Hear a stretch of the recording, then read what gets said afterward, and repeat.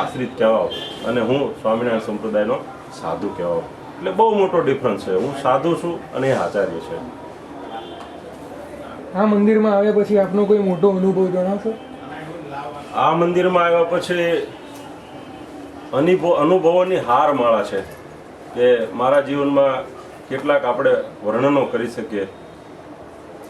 ભગવાન સ્વામિનારાયણે ગઢપુરને જે ઘર માન્યું છે એના અનંત દાખલાઓ અને અનંત પુરાવાઓ લોકમુખે, લોક દ્રષ્ટિએ, લોક નજરે, જાહેરમાં બધાને થાય છે.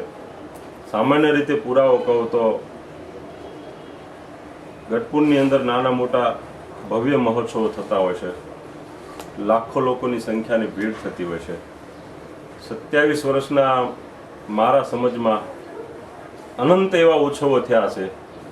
પણ ભગવાન સ્વામિનારાયણની સાક્ષાત હયાતી જેને કહીએ, હજારો લાખો માણસની ઉપસ્થિતિમાં નાનામાં નાની દુર્ઘટના ક્યારેય ન બની હોય.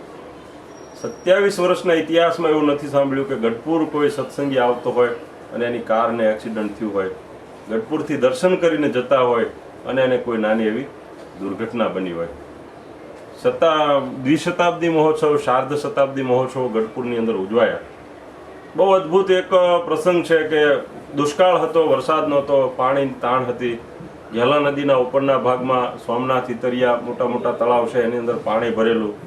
દિલ્હી અને ગાંધીનગરથી બધું સેટલમેન્ટ કરીને તળાવના દરવાજા ખોલવા, નદીની અંદર પાણી લાવવું અને મહોત્સવ ઉજવવો. પણ પાણી એટલું નહોતું, ગઢપુર પહોંચે ખરો અને ન પણ પહોંચે. 4-5 લાખ રૂપિયા ભરવાના થતા હતા, એ રૂપિયા ભરાઈ ગયા. સંતોએ, મહારાજશ્રી બધાએ ચિંતા કરી, પાણી નહીં આવે તો ઉત્સવ કેમ થશે. રાત્રિએ ધૂન કરી અને સવારે એટલો વરસાદ પડ્યો, પણ ગઢપુરમાં નહીં. ઉત્સવ ચાલુ થવાના આગલે દિવસે ઘેલા નદીના ઉપલા ભાગમાં માંડવધાર, કેરાળા, ભડલી એ વિસ્તારમાં એટલો બધો વરસાદ પડ્યો કે ઘેલા નદીમાં પૂર આવ્યું. એ વરસાદ જો ગઢપુરમાં બને તો ઉત્સવ થાય જ નહીં. મોટો સમિયાણો, મોટી વ્યવસ્થાઓ, સીધું સામાન બધું સાફ થઈ જાય, ખલાસ થઈ જાય. એટલે ભગવાન સ્વામિનારાયણ છે, પ્રગટ ભગવાન છે. એના સિવાય આજે પણ ભગવાન સ્વામિનારાયણ ગઢપુરની અંદર ગોપીનાથજી મહારાજ, હરિકૃષ્ણ મહારાજ રૂપે પ્રગટ બિરાજે છે.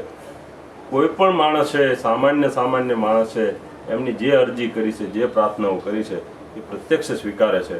અને તમે 2 દિવસ ગઢપુરની અંદર જો રોકાયો તો તમને ખ્યાલ પણ આવે.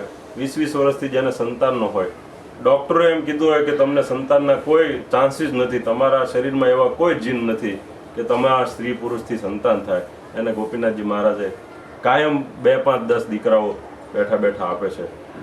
જેને મહારોગો, બીમારીઓ કહેવાય, કેન્સર જેવા કે જેને ડૉક્ટરોએ રજા આપી દીધી હોય, અને ગોપીનાથજી મહારાજનું મંદિર વાળે, દાદા ખાચરના દરબારગઢને વાળવાની ખાલી સેવા કરે તો પણ 20-20 વર્ષથી સંસારના કામ કરતાં કરતાં જે લોકો જીવે છે, એવી ગોપીનાથજી મહારાજની ગઢપુર મંદિરની બહુ મોટી સુવાસ છે.